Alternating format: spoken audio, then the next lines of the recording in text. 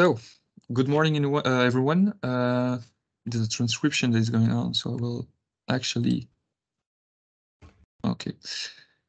So, thank you everyone for joining us. Today's a webinar on digital accessibility with Michel. Thank you, Michel, for being here. I will let you introduce yourself and your background. Just as a reminder, so the microphones are off, the cameras are off, and we'll activate them for the Q&A session at the end of the presentation of Michel. If you have like question, please wait for the end of the session. If really you think that it's really important, still ask it in the chat, and if needed, I will stop Michel to ask him the question live. But most of the question will be at the end of the session.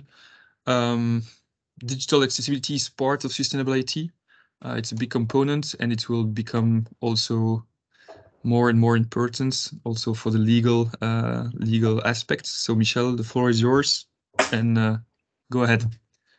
Thank you very much. So I will share.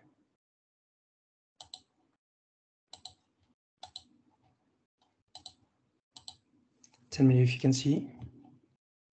Yes, we do. Yeah, we see the whole screen. All right. So thank you very much for joining me. As you know, we will speak about web accessibility, and I would say why to embrace web accessibility.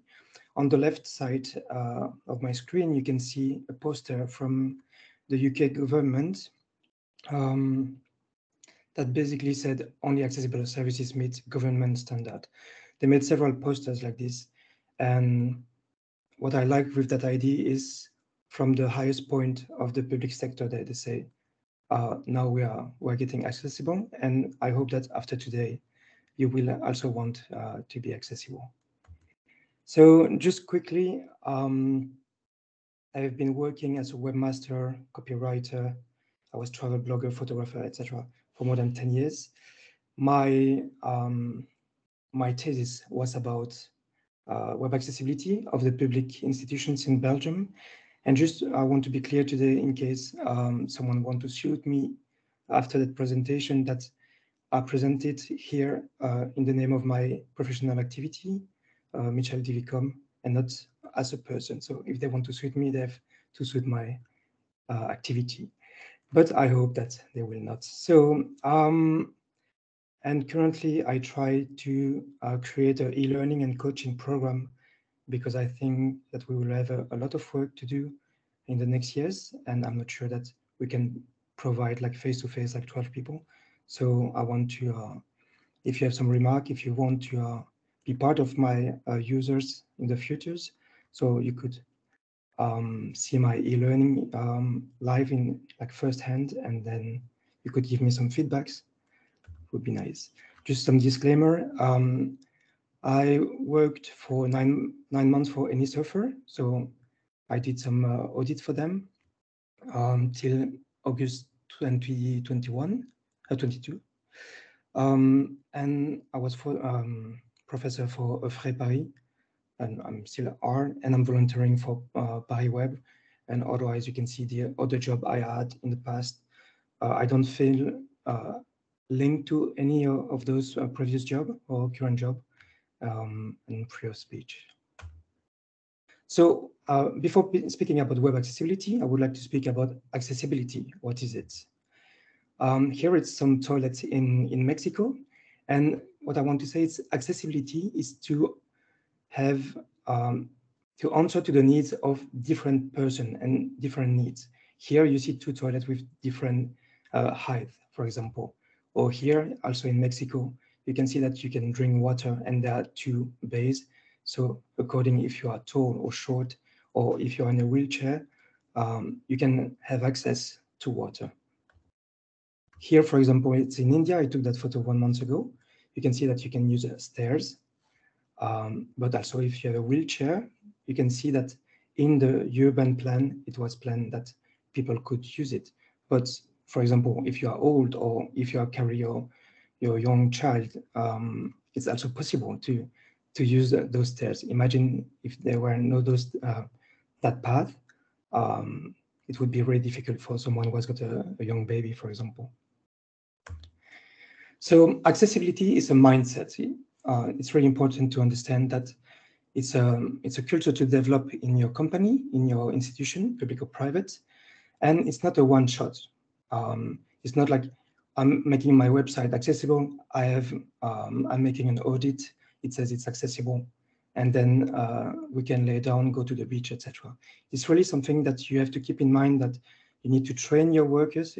You need them to be more aware of what it is, and you need to audit from time to time, or to have some people of reference. That your team can go and speak to them. Like your IT can say, we are developing that new functionality. Do you think it's accessible? And then they can check together. But really, you have to keep that in mind. It's not just one shot. It has to be part of the culture of the company.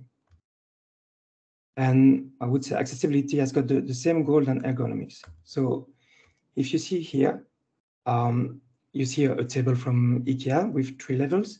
I guess that some of you at the office, you have that option of having the table going higher or lower. And basically it's adapting the space for the user's needs. And the goal, like for example, for the website, is to buy something to achieve a task without any difficulties. So for example, if you are working at the office, you might have a nice chair, or like me, I'm short, I'm 164. So I really need that stand for my feet, otherwise I have back pain. Well, it's exactly the same thing for people who are, for disabled people. They need some tool, some assistive tools to succeed in the task. So for example, there is a person who cannot use the upper part of his body and is using a pipe to navigate, or someone who has got hearing problem and we have that tool, or people who cannot see and are using braille with the keyboard, like they use both. And as well, so ergonomy, if you see on the left, it's a one-hand keyboard for gamers, and on the right, it's a one-hand keyboard for people who can use only one hand, for example. So you really have to see accessibility like ergonomy. We want to provide something to answer to your needs in order for you to accomplish your task. And we really have to have a broad mind. Like when we're doing something for disabled people, it's not only for them. Like here I have, for example, the first one is the texting on mobile phone. Originally, it was made for people who could not speak. So from that, now we had the SMS that we're using broadly, and now we have WhatsApp, etc. The same for the peeling. It was a man traveling with his wife who had got some arthritis, and at one point he invited that instead of the knife, so his wife could cut the vegetable with him more easily. The same with jacuzzi and spa. It was for arthritis. Or here with Siri, previously, I mean, the main focus in the beginning, it was for people who cannot use the upper part of the body and who could comment with the voice. And now Siri, Alexa, etc. is used broadly by everyone. So it was a niche market from the beginning, but that answer at the end to a broader market, because what is good for people with discapacity, make it easier for everyone. So people with handicap or disabled people, who are there? So disabled people are also clients or citizens. And what I like here, for example, it's Microsoft. They have an adaptive controller. Why? Because disabled people are also gamers. So it's a market. So if it's a market, they can have money. I mean, and here, for example, I will play that video a little bit. And it's something that has maybe 2 months ago, 3 months ago. And I will show you. Can you hear or no? Tell me if you cannot hear. At the moment, I don't. I don't think we can actually. Maybe Teams doesn't allow this, and as you don't have like as it's an headphone, maybe we don't. I will see here. Try to see if you can, else we. Well, here it's okay. All right. Okay, can you see my screen? Yes, I can see it. I hope we'll have the... Okay, I'll stop here. But so what is important here is that you can see that thanks to the technology, those people can live the best life. They can be autonomous. And for example, the last image, we can see that a mom has got hearing problem, and thanks to the watch, she can be aware that kid has got a problem. So there is a need, and the need is solved thanks to the technology. So also, it's important to understand that disabled people are human beings. So often we see the discapacity, the problem that the person has got, but it's a person that can be your lover, your friend, your family. Or like, for example, I know that here in the chat, we have the chance to have Blondine Evan. She's the one with the blue shirt here. And she works for a federal service. I know her because we are travel bloggers, and I know her through that topic. But she worked for the federal service in Brussels. She lives close to Liège, but not Liège, and she's going in a wheelchair to Brussels, and she has to take the train. So I can imagine you the problem to take the train. Like, she has to call some hours before, I think even the day before. She has to arrive 30 minutes before, so someone can get her in the train, etc. So she can't be autonomous. If the train is cancelled, etc., it's just a nightmare. So once again, the service does not answer to her needs. As me, if I'm going to the train station, every 15 minutes I have a train. If I miss one, I can take the next one. It's not a big deal. So facts about handicap. 80% of handicaps are invisible, like hearings impairments. Like, think about elders, for example, in your family. Maybe some people has got issues. I have a housemate in Brussels, and I have one who has got hearing impairments, and I didn't know.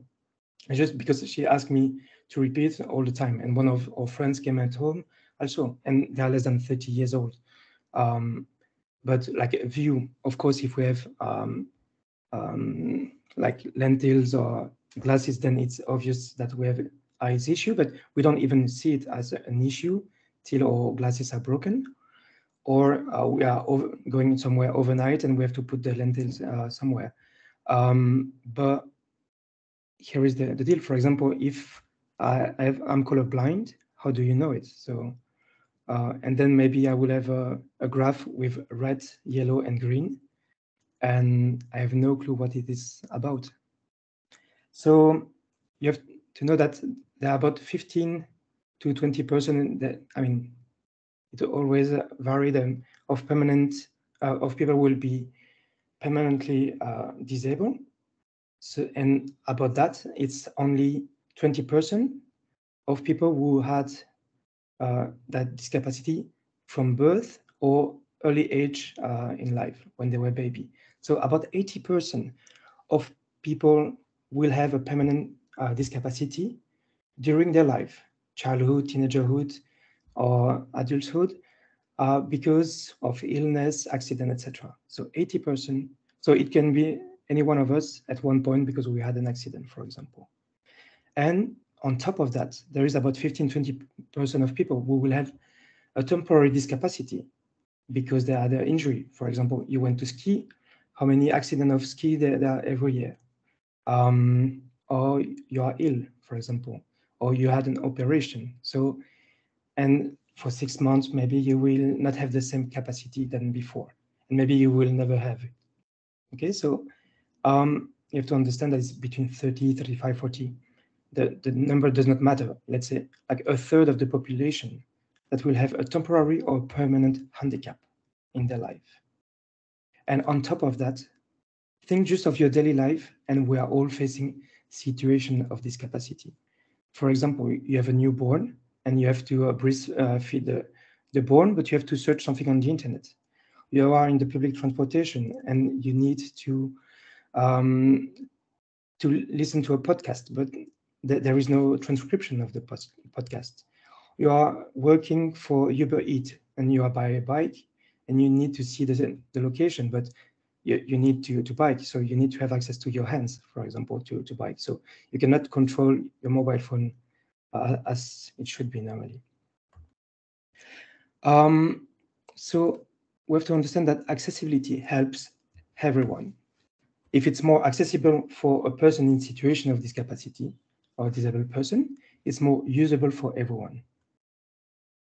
The only thing is that it's a game changer for disabled people. That your website, your application, your form are accessible. It's a game changer for them to be more autonomous and to participate to the society. Here it's a photo, for example, I took in the metro. I was going to Offray Paris, where I was giving classes.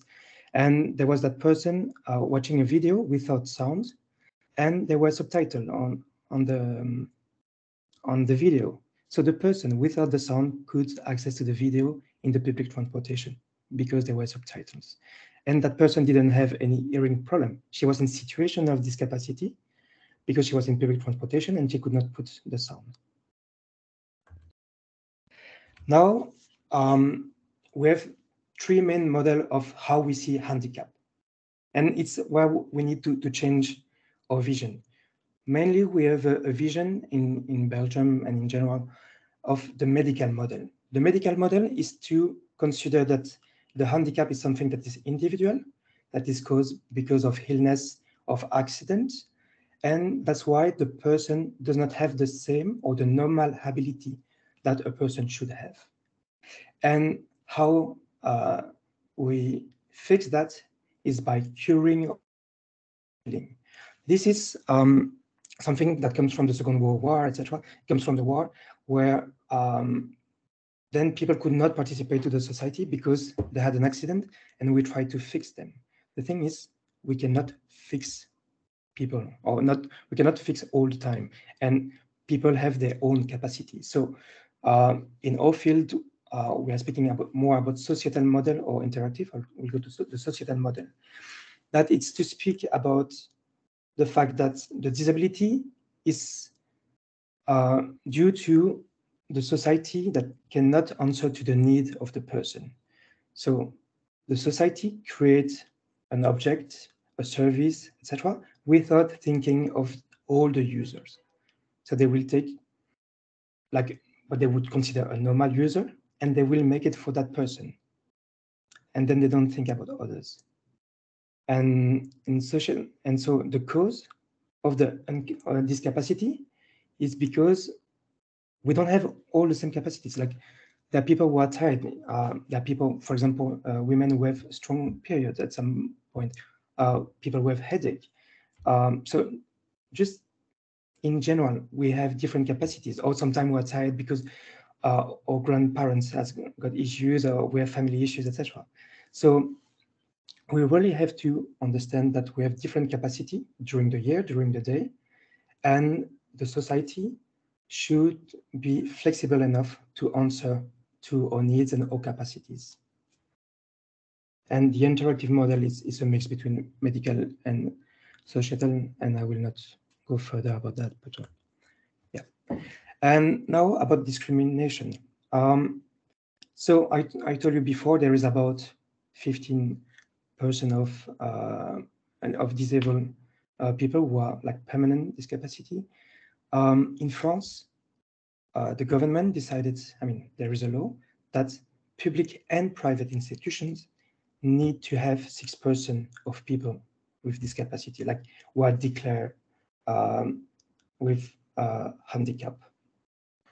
In Belgium, for example, the public institution, they need to have between 1.5 and 2.5 person with people who are declared with handicap. And this is only for the officials. So if you have freelancer, if you have association in Brussels, for example, we have a lot of associations that are making public services, but they're not part of the public institution. And so they don't have to comply even with the 2.5%. So how can we be empathic? How can we understand people's need if we don't have colleagues who have disability? If we are like equal in the same, if we have a norm and we are all in that norm, how can we understand others people's need? We need to have a diversity of colleagues so we can understand how to answer to the needs of service and products. And just also in Brussels, I used to work for a company. We had 6 or 7 floors, I think 7 floors. We were 300 or 400 people there. There were no one in wheelchair. Why? Because there was only one toilet for people with limited mobility on the ground floor. There was no working space adapted for people with discapacity. So we cannot have colleagues who are disabled if we are not able to welcome them. So we really have to rethink about our working space. And so now we'll speak about web accessibility. I don't know if there are some questions, Jules, or if we can continue. At the moment, no questions, so you're good to go. Perfect. So wait, now, yeah, no, sorry, no, good to go. If there's some question about web accessibility, we can do it at the end of that part. Also tell me if I have to run. But so web accessibility, you're all here for that part. So one definition that I said to people is that digital accessibility is to make the digital world accessible to everyone, included for disabled people. So as I mentioned, if it's accessible for disabled people, it's more accessible for everyone. We need to comply with some law about accessibility in Belgium and in Europe. Well, all public institutions since 2020 for application 2021. So my vision, that is orthodox, would be that if a website is not accessible now, you are out of law. Now we are working with you and we will try to go slowly to make it accessible, and I hope that you will want. But so normally by law, all the public websites should have been accessible by now. And for private companies, private institutions, but it's even broader than that. It's in fact about digital services and product. By the 28th of June 2025, so in 2 years and a half, normally all your website, application, document, if you have ATM, for example, to sell tickets, if you provide services for TV, it should be accessible. So for example, ebook, e-commerce. So if you have an e-commerce, if you are, I don't think bank is part of it, but for example, transportation. So the ATM for the ticket of transportation and the website, they have to be accessible. There is a small exception to that, and I don't want people to be happy. It's in case you are a startup and you have less than 10 workers, or the turnover, the money that you are making in 1 year is less than 2 million euro. First, normally, if you're in tech, you will reach one or the other quickly. Second thing is, if your tool is used by a bigger institution, that institution might require you to have your tool accessible, because otherwise they cannot use your tool, because otherwise they are out of law. So it's a small exception for startups, but be aware that sooner or later you will have to be accessible. And so this I will pass quickly. If you want to take a screenshot, or I can come back. There is a European norm that is 301/549. But basically, it's about the international norm that we use, that is WCAG 2.1. It's just that the European one is broader, it's also for ATM, etc. In France, they are using RGEE and RAM. It's a translation of WCAG 2.1, basically. So this is just for the present screen if you want. And for example, if you are making requirement for a company in the next 2 weeks, well, you have to say that they need to comply with WCAG 2.1 or better with the EN 301549. All right, what are the main issues about accessibility? There is a good website that is WebAIM. You have a lot of good information about how to make your website accessible, etc. It's a really a quality website about accessibility, WebAIM. Every year, they make an automated testing of 1 million websites, so the top 1 million websites that are most viewed in the world. And they check with an automated tool. What it means is that that tool can find only 30 to 40% of the issues at best.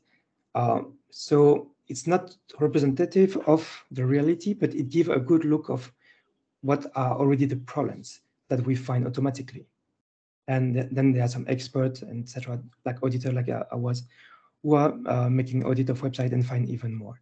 So the main problem that we can see is there is low contrast on the website, like a lot of button, for example, or link, a lot of important information. There is a lack of contrast between the background and the text. Also, missing alternative text. For example, if you have a graph, or if you have a, but I will show that later, if you have an image with information, a person who is blind, a person who has got a big dyslexia might use screen reader. So it's a tool, I will play it later, that read your website. So we hear out loud the website, and if there is no alternative text on image, then they don't have the information. And so we will also have that kind of problem with empty links and empty button that we see here. It's something that is often linked with the image that does not have alternative text. I will show you that later. And it's even now. So if you want to go quickly to already check your website, for example, you want to know where you are in accessibility, and you want to speak with your IT team, I would say go with professionals, but they can already do some auto check, and they can see where they are now. So for example, here, so it's made by W3C, so the one was responsible for HTML, CSS, etc.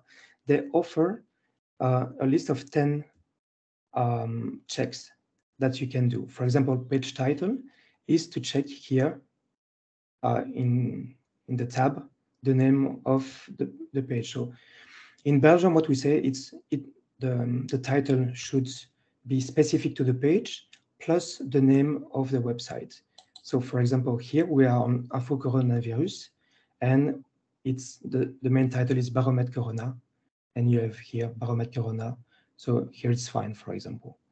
But imagine you are a locality and you have a swimming pool, and here the title will be just swimming pool. How the person who uses a screen reader, because this is the first information that a person who uses a screen reader will have, how that person knows that swimming pool is for swimming pool in other game, for example. There is no swimming pool in other game, but in Boisfort, for example. So if you are not specific, that is the website of Boisfort, Commune de Boisfort, then people don't know to which swimming pool it is. And what is important is because they can put the page in their favorites. So then when they put in the favorite here, there's the information. So it's easier for people who use screen reader to go back to the page. So this is one of the points. And for the rest, I will show you. So as we mentioned earlier, alternative on text. So let's go back here and see what we have. So for example, contrast and resizing. So I will go on that website. There was a problem earlier. The logo is not there, but it's because there is a problem with the website today. So what I want to check if it's the contrast and if I resize text is good. So contrast, for example, people who have cataract, people who have some side views or tunnel, etc. I mean, there are a lot of people who have some kind of issues with contrast. So you need to have a good contrast, otherwise they will not see the information. So imagine here, it's a website to find kindergarten for your kids, or if you are grandparents, for your grandkids. So imagine I'm a grandfather, I have problem with contrast, and I want to find a place for my grandkid. Well, I can see here, for example, that the contrast is not enough. Normally here, that button should have a contrast between the background and the text of 4.5. I will not go into the details of 3 and 4.5, depending on the size. But the same here, that button has got a contrast. So between the white and the blue, if you can see colors, of 1.7. So there are a lot of people who will not be able to see that button. And people who has got eyes issues, for example, they will resize the website. They will zoom to see better the website. And see, for example, here, it's up to, when we test up to 400, sometimes at 200. That do scales when we audit a website. But so see, I mean, I guess that most of you might see it, but there are some people who don't see it. And so people are zooming to have the text in big. Now look the website when it's in 400. And when I say 400, there are people who are going to 500 or 600. And so look how easy or complicated it is to use the website. So here, there are people who have only tunnel vision, so they will just see that part and they will go slowly to see everything. And so to understand, and here you have to you will have to click, and here you have to push the button. But here there is that stuff that is in front. So it's impossible for some people to use that website because there are those 2 buttons plus the top bar menu that is in fixed mode. And that takes all the space in the world, and this one that is in the middle. And so you cannot see the content. Here, empty button, for example. So it's website of the school I used to work for, and I have to send them the report. I will now play the screen reader. So it might be complicated, a little bit not nice to hear. Bienvenue dans Zen. École d'ingénieur. But Slide 6 of 6. Imagine that there's some people who are using only this. Slide 7 of 6. To see your website. So now, slide www.efraï.fr, visiter lien. Now, slide 3 of 6. Now I'm on the slide 4 of 6. That's a nightmare. Les forces de l'Efraï. So slide here there is of the 6. logo, and the logo has got no alternative text, and so it's slide only the URL. But now I will go here. Well, you have, slide 7 you of have 3 6. Images, and you will hear. So normally we should have a focus every time. Formation. So now I'm on formation. Research lab.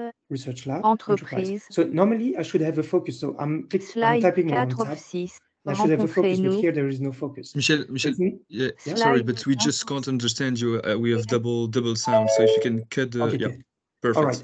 So what I wanted to show you, there are many problems with that website. So first here, there is no alternative text on that button. So if I look so it's how I click, for example. So here there is a link to go back to the main page on the logo. That's very normal. The thing is, there is no alternative text on the image. So what happens is a person will hear www.efraï.fr instead of hearing Efraï page d'accueil, for example. And here on the button, you will see that, now I will play again the screen reader, you will see that we will not hear what it is. Here we should hear search, here overlay, for example, and here language switch. And also I will type on tab. So using only my keyboard to navigate on the website. And normally I should have some focusing. I will show you on another website, maybe on this one. You see here, if I go on different stuff that are interactive, every time I type on tab, I can see where I am. You see, I'm on Centre de Crise, I'm on Facebook, etc. So I can see on which interactive link or button I am. So if I go back to the school here, and I put again screen reader, it's not nice, I know, but imagine that people are using only that voice to do it. OK, bout. Et Research Lab, entreprise, rencontrez-nous. Navigation région, liste de 5 éléments, fac lien. Nous trouver, visiter lien. So now we're on Slide nous 5 trouver. of 6. FR image sans libeller, visiter lien. So now we don't know Slide on what we are. www.efrail.fr, visiter lien. We have no idea. Bouton. Button. It just said button. Quitter. So imagine a person who cannot see, who is using the keyboard and has to try to understand what's going on the website, has got no clue what are those buttons about. And it's a pity because, for example, if a person who has got a low vision, they might want to use here for more contrast, but they can't because they don't know what it is about. All right. Here, interactive content, so text on web. I guess that most of you know about this if you are Belgian. So sometimes you need to identify yourself to have access. So this was to go on text on web. So for example, if I want to make my taxes and I would like to log in with my card reader, for example, and I can use only my keyboard. So now I'm on need help, I'm on the right, and then I will switch directly to login, create your It's Me account, and then login. If you see, I'm not able to reach login with ID card reader. So now I'm on the language on top, need help, and then login. So why? It's because if we see here, this was coded as a link here. But if we are looking here, there is a role button. And with some JavaScript, they say on click, you can access, but there was not on press. And so because of that, because in the JavaScript, instead of making just a simple link, they made a fake link with a JavaScript, and they didn't think about people navigating with the keyboard. So for example, if you cannot use the mouse, or you just want to use a keyboard, for example, you cannot have access. If you use only your voice, for example, to navigate, because you cannot use the upper part of your body. So there are people who have assistive technology to navigate. Well, they cannot have access to login ID card because, well, it's not a link. So this, I said that to the public sector on Twitter on June last year, so almost 8 months ago. I told them again, and it's still not done. And it's just a link to do. So I don't know what's going on, but it would be so easy to do. Alternative on image. So it's this one, for example. So if I will put here. So here we have an image, and with a tool that I have, I can see the alternative text that is on the image. So the alternative they put for that image is Protégeons-nous les uns les autres. What is the title? So it's fine. The problem here is that they give a lot of information and important information about what to do to protect yourself, and that it's not in the alternative text.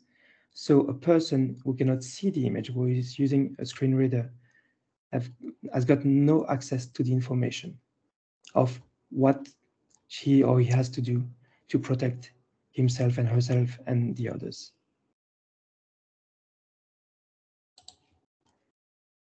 And then moving things. So that's one that I like particularly. Let's go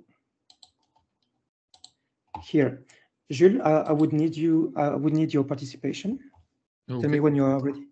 Yeah, totally ready. Okay. I will need you to read the text on the left. Yeah, so in French, sorry guys. Prime emplacement vélo, la commune de... Ah ouais, no, too quick. La commune de Dergem affiche son soutien au peuple ukrainien. No, too quick. Okay, I see what you mean. Okay, so that's the problem with the sliders that has got no button. Basically here, it's from the start, it's moving if you don't have the arrow on the slider. So it's moving automatically and you don't have time to read. So imagine in Brussels or in Belgium, but in Brussels, the quantity of people who are not French speakers. And even Jules, who is French speakers, he has got no time to read it all. That means that he has to click back to read. It's stressful.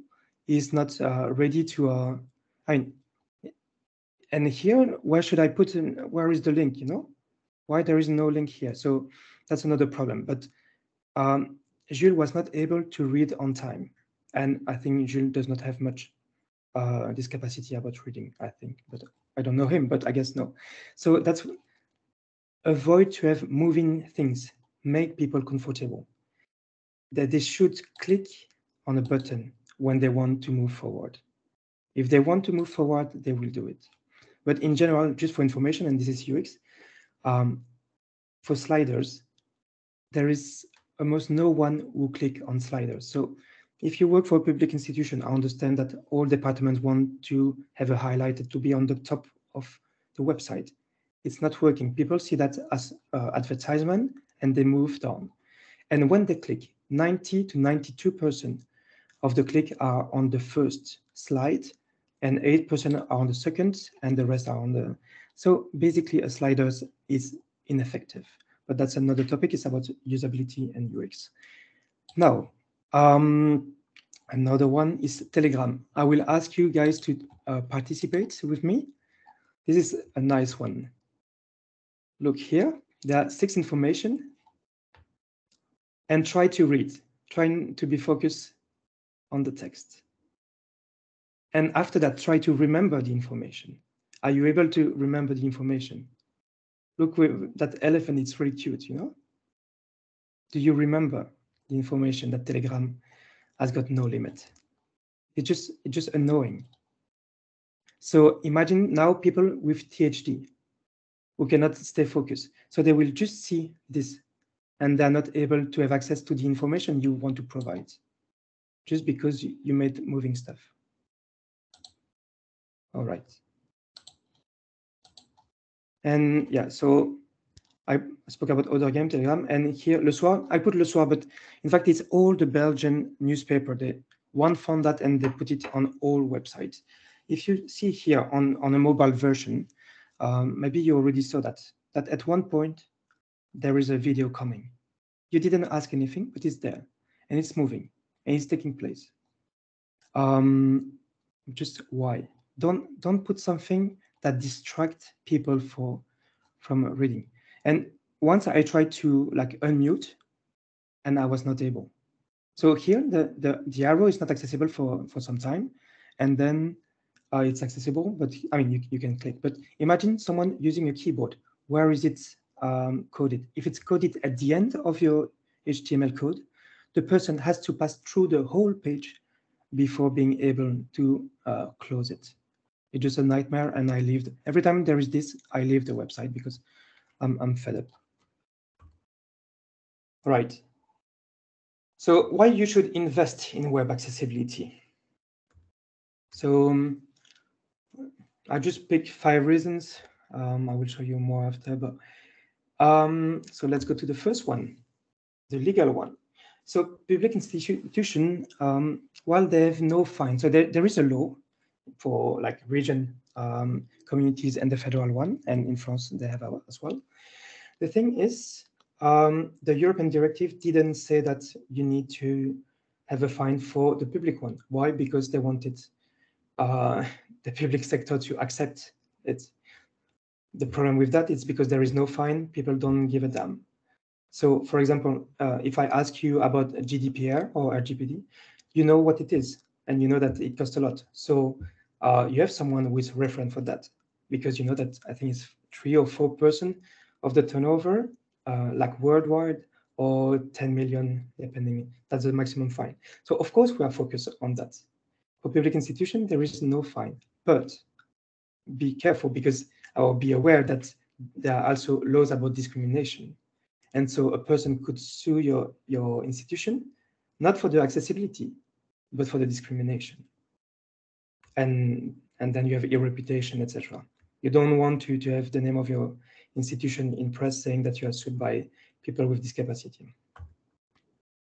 For private institution, till now, I mean, the government had got till the 28th of June 22 to transpose the European directive. It has not been done. I don't really know why. I try to advocate for that. But when the law will be in place, and there is the European directive, so in any case, it will be in place, you have to know that by 2025, normally you could have a fine.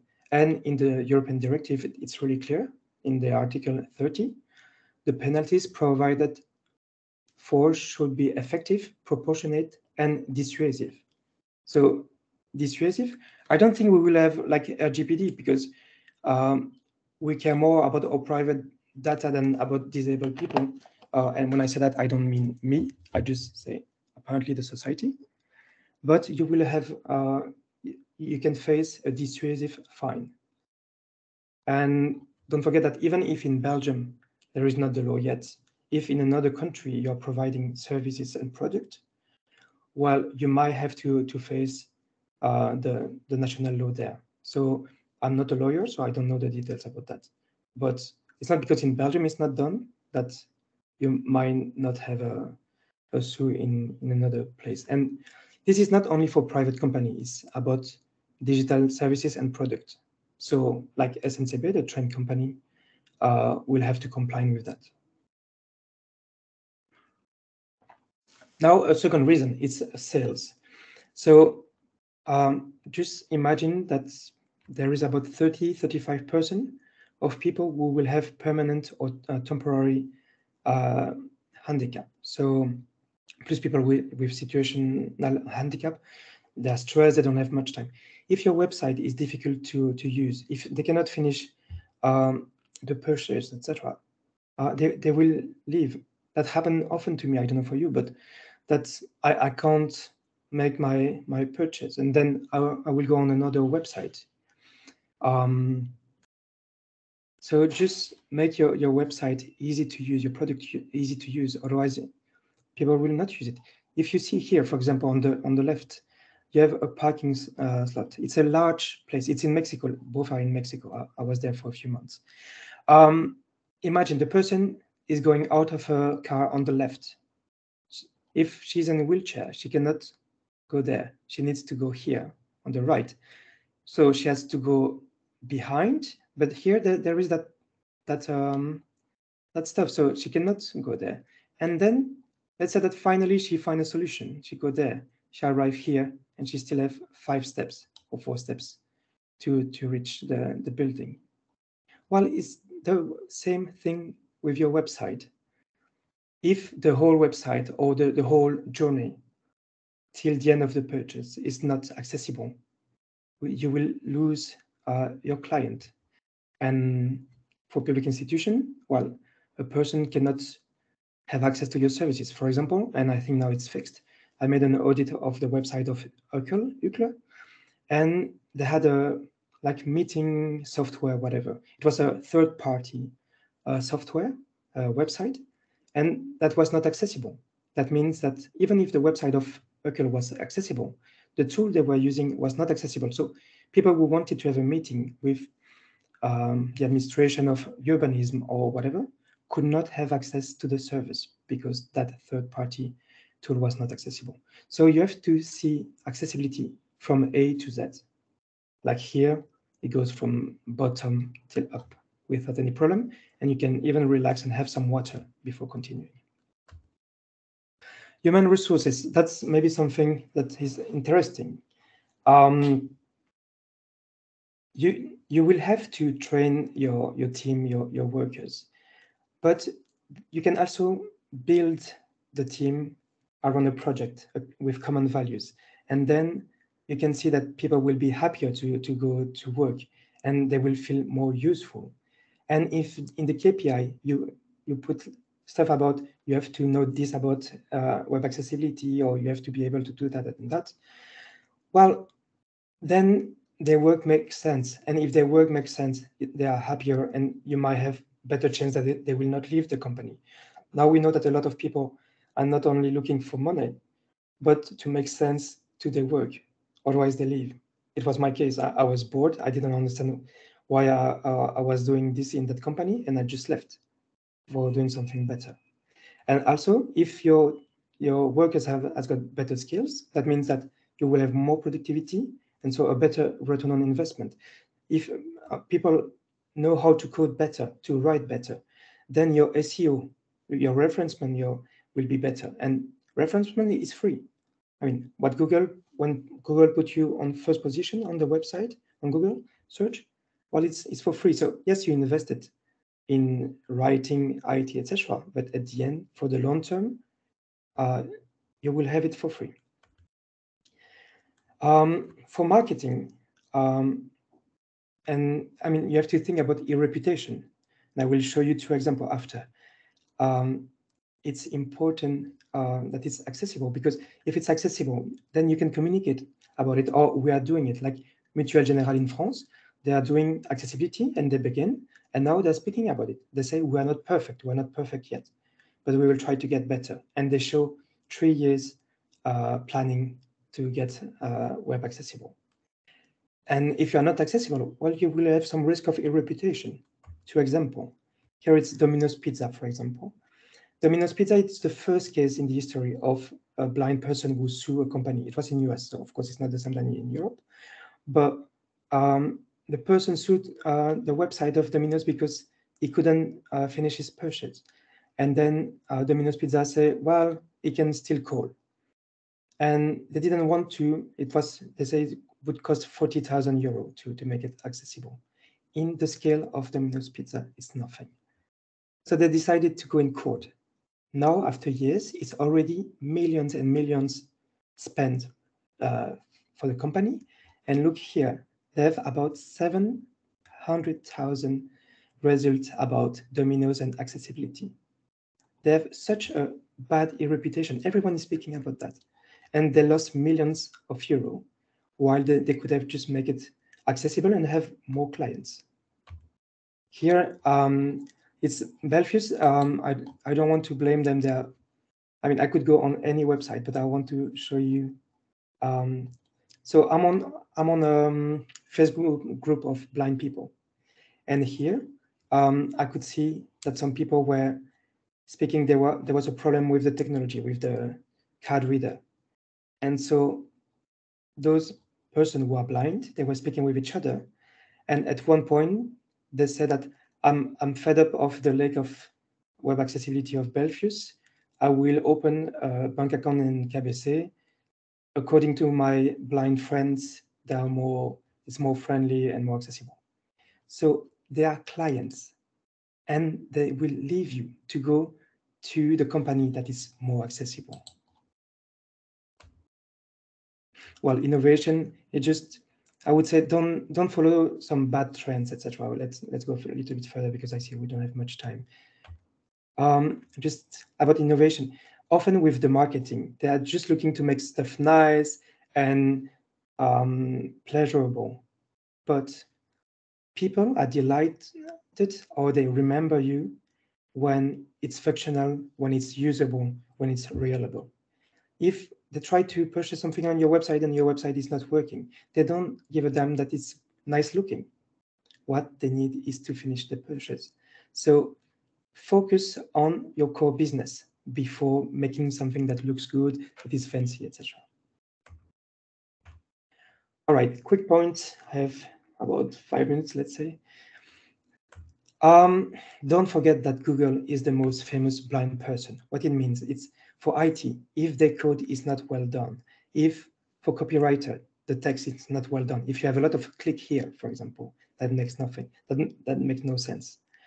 Don't forget that Google is blind. So if your code is well done, if your text is well done, if there is alternative text that makes sense on images, that needs to have an alternative text, that they're not decorative, it's an informative image, then Google will understand better your page and the SEO will be better. Yeah, there is 8% of men who are colorblind. So, for example, this was about coronavirus and the federal. They were saying like 3 kinds of code, but there's some people who will see that. So they don't see yellow, orange, and red. They just see a shade of green. So be careful when you give information only with color. Also for graphs, for example, if you give, here it's a good example. If you say, for example, correct everything that is in red, it's like this, it does not work. If you have here 2 signs, you have color and another sign, then people know that there is something to fix. Here it's on partenamut.be. I'm not responsible for that, but I like that stuff. It's 2 kind of opening with a meeting, or you can go like this without meeting. And you can see the schedule opening. So it's not only colors, but also patterns. So you have really to think about that and think about putting open here and close here in the code so people knows. All right, use alternative text on social media. So on all social media, Facebook, Twitter, Instagram, LinkedIn, they have the alternative option. Like here, for example, you can see that there is alternative text. So use them. For example, for press communique, I see all the time, someone want to communicate something, put a press communique. There is no alternative text and there is no link to a page with the communique. Imagine that most of people are using Twitter on their mobile phone. Your communique is too narrow, they're too small, they cannot read it. So put a link to a HTML page where people can read it. And better, and also put here an information like go on the link to have the information about the communique. Just think that people cannot see your image. So if there is no alternative text, they cannot have the information, the important information you want to provide them. Also, never use, on like social media particularly, never use emojis to replace a word, to replace numbers, to replace a punctuation. For example, here on the right, what do you see? Do you see a high five? Do you see prayer? Do you see fold hand? It's coded as fold-handed. And so a lot of people will use it as high five, but it's not read as high five. Okay. And for example, I know we don't have much time, so I will just. No, it's okay. It's okay. You still have 5 minutes before the Q&A and stuff, so Okay. chill. So here, for example, then I will put.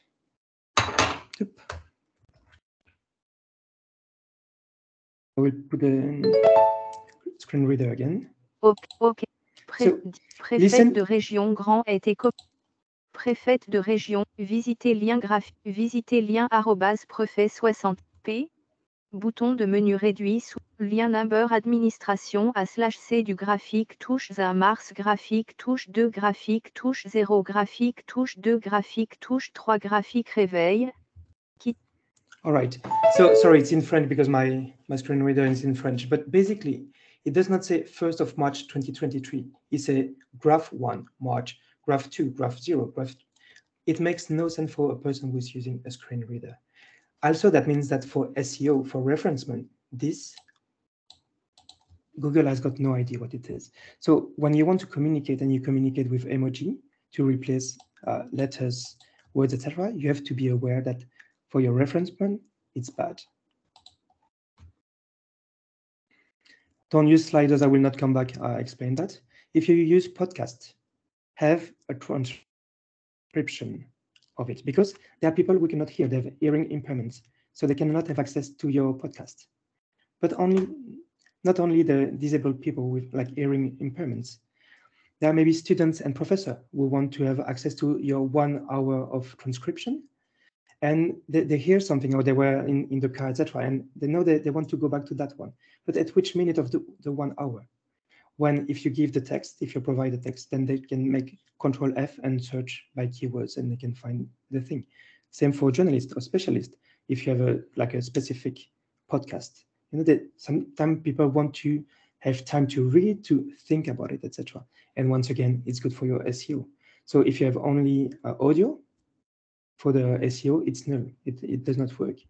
And then just if you have a lot of podcasts here, I never use it, but I spoke with someone in Belgium that is like lobbying for podcast. He told me that Sodnix, and I went to see, provide automated transcription. So after you have always to look if the transcription is good, but you can detect if there are several people speaking, and you can translate it directly in other languages. And it costs 10 euro per hour for the base price. So it does not cost much to do it. All right. This is something I hear often with public institutions, the disproportional load. So this is when they want to say, we will not make it accessible because that would cost too much. Often they say we think it will cost too much and there is no benefits for people. Why? Because in the law it says that. But the law says so that you should provide a sufficient alternative, and also you should show that you search, that it was a disproportional load. So you have to show that you ask how much it would cost, etc. You have to show how much that would cost for the total of what you have per year, etc., and show that it's a disproportional load. So you cannot just claim that, you have to prove it. And overlay, I might just finish with that point that is really important. Overlay, it's something that I show you here, like this one, for example.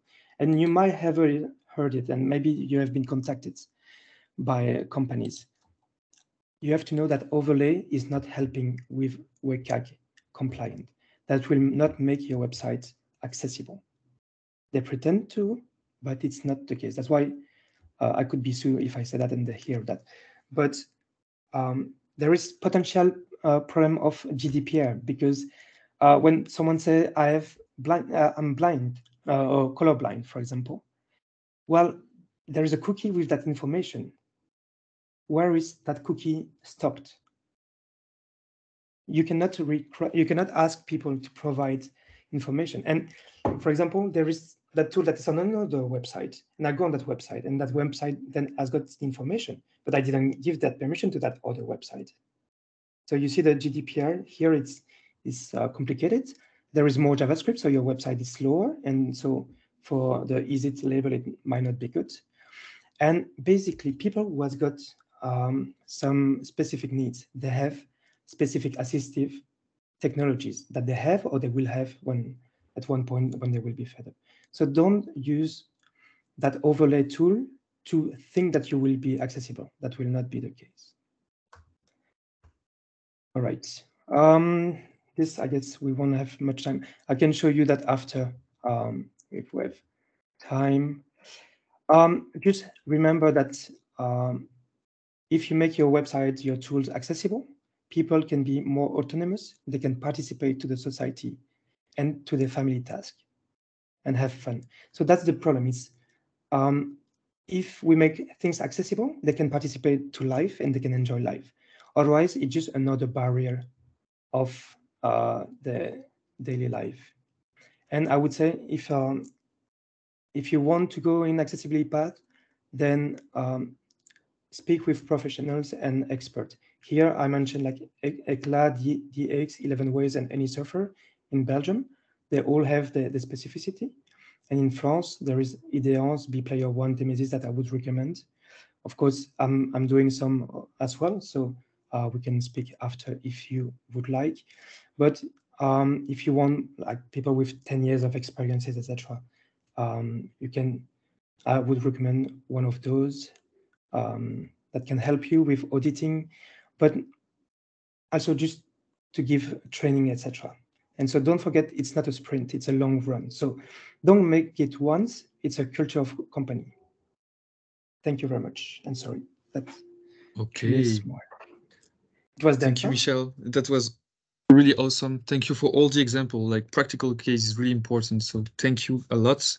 I will just now I will activate the microphone and cameras for anyone, so people will be able to ask their questions live to you. I just need to check how I can do it for everyone. So yeah, enable microphone for anyone.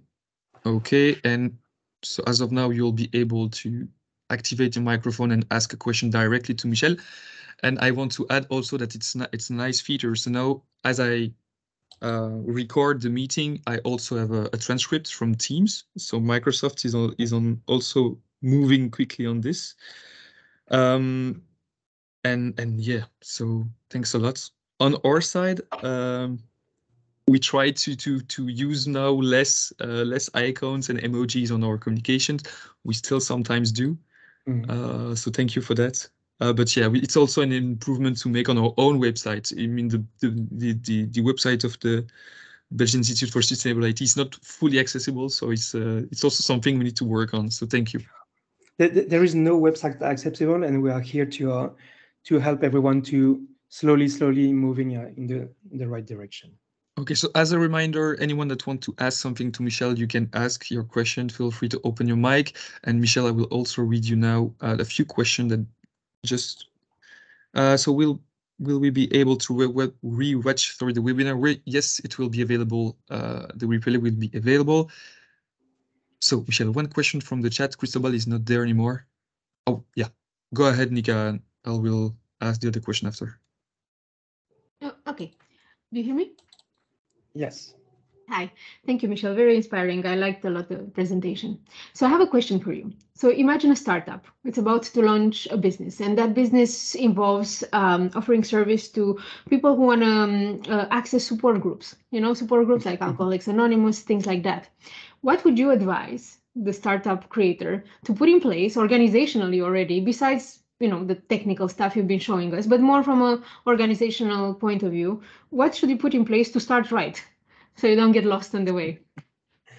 The thing is, it's a big journey. So I don't know about the IT that you have. Is it like in-house or external? In-house. Then I would say that they can have access to 6-8 hours of trainings. That would be a good base. Like the companies I mentioned before, they are providing trainings. I do as well. I'm now doing an e-learning coaching program, but I'm not there yet. But so 6-8 hours for introduction and the base. There are some that are specific for IT, also for copywriters, important. And I mean, designers, for example, designers, it will be about contrast and stuff like this. But IT, it's about 60-65% of issues.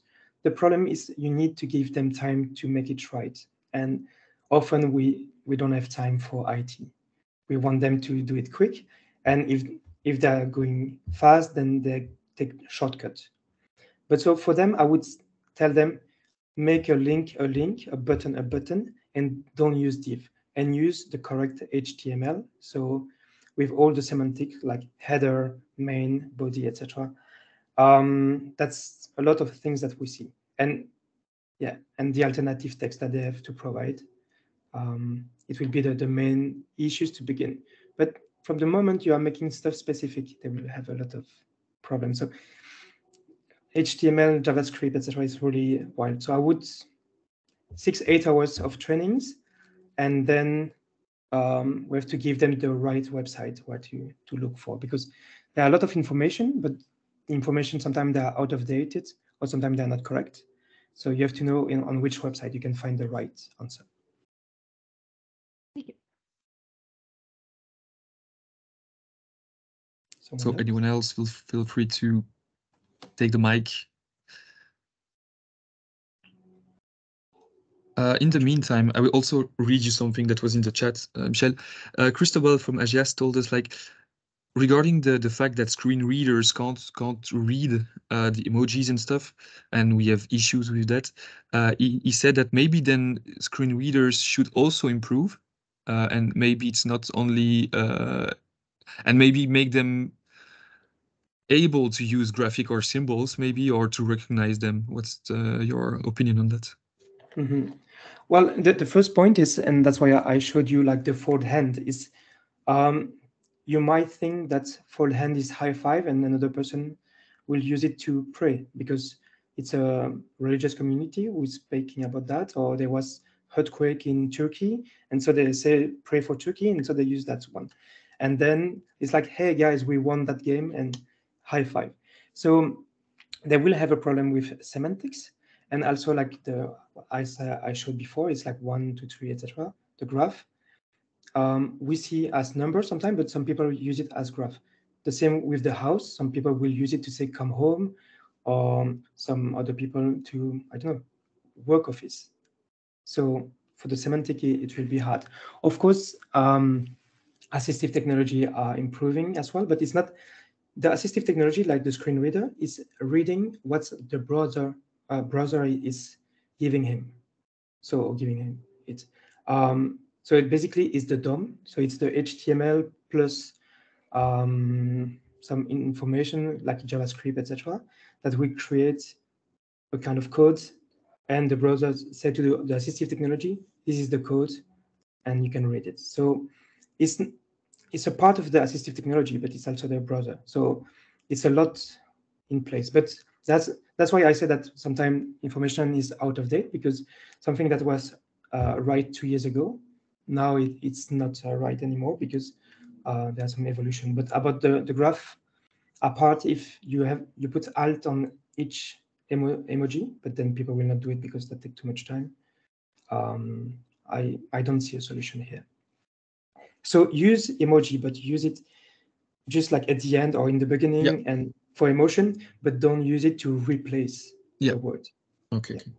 And okay, thank you again. And yeah, to be honest, now I tend to check contrast when I produce content. So I'm not an IT guy, but I manage the website of the Institute plus LinkedIn and stuff. So now when I create slides and content, I pay attention to accessibility and to, for example, contrast. So there's a lot of slides that have been changing in the past weeks because of your, I mean, the fact that we met you and stuff.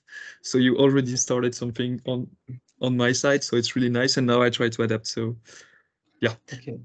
I don't know if everything was clear, or if was it interesting, where people like it was too much, not enough? Are there some questions that were not?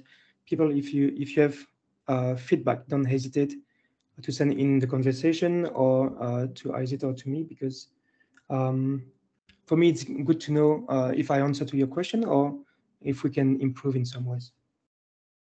So Yuri said, thanks a lot for the presentation. It was very clear and interesting. On my side, same. Really nice to have you. So thank you. If someone wants still to add something in the chat, feel free. If someone has a last question, now's the time.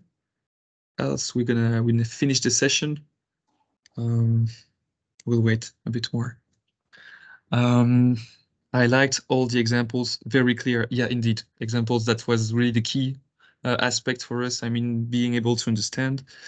Alexi, thanks. I like the practical examples of accessibility problems with the website as well. Question from Regine, what about involving users in the process? I would like to know her point of view. So just for information, Regine, that is here, and she helped me yesterday to see my slides. She's one of the big experts in the domain in Belgium. She has more than 10 years of experience, and I thank her every time. She's one of the reasons I'm in the field now. Of course, I'm about usability. So the thing with WCAG, to be clear, WCAG, it's a norm about accessibility, and we just check if that respects the norm or not. But the thing is, sometimes it respects the norm, but it's not usable. And so we have some time to go further and see, okay, it's accessible, but is it usable? Like there is no checkbox to say that it's not accessible. But still we feel that people cannot use it. So first step, web accessibility, and then, but also think, and I say it earlier, make things easy for people. So make it usable. Yeah, and actually I will finish with this. So as you might all know, we also speak about when we speak about sustainability, sorry, we speak about eco-design of digital services. And so digital accessibility is part of that service that are usable, accessible. Yes. Another I would just, if I can, yeah, because it's important. So it's Blandine. Yeah. it's about languages. So this is not part of accessibility, but usability is to make text easy to understand. In fact, there is two things. There is FALC and there is the other one, easy to read. FALC is for people with mental impairment, and there is easy to read. That is something a little bit easier than FALC.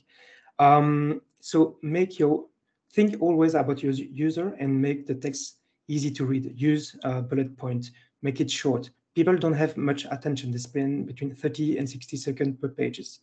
So even if you're an administration, make it easy and then provide maybe a PDF or something like this, or not a PDF, but you want to know more, and an HTML page with more complex things, but make a resume that is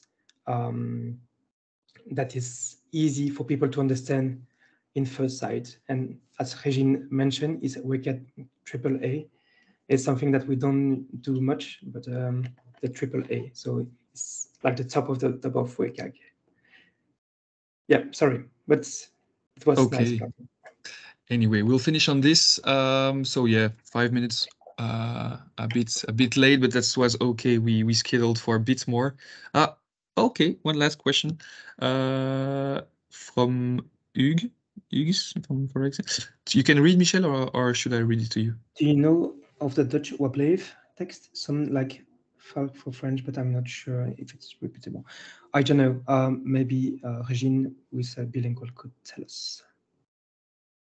Regine, if you want to jump in, feel free. No. Neither do I. Okay. Anyway, in the chat, I'll let you also the agenda of our nonprofit. So as a reminder, we propose you intervention like this one on any topic, and a lot of topic on data governance, on e-waste, on digital accessibility here today with Michel. So feel free to check it. It's totally free. Last question for you, Michel. Will you be able to share us the slides? Is it okay for you to share the slides in a PDF or? Yeah, it is. Okay, yeah. so we'll share that with. I have to be sure that there is alternative text on all my image before I share, but yes. It's also something I started on my slides as well. Okay, anyway, thank you, everyone. Have a nice day. Have a good lunch if you are going to eat. Michel, thank you again. That was awesome. So I hope we'll be able to somehow push you to the members that would like to try from your services. We'll share also your contact information with the replay. So thank you again. Thank you, everyone. It was a pleasure for me. And have a good day. Have a good day. Bye-bye.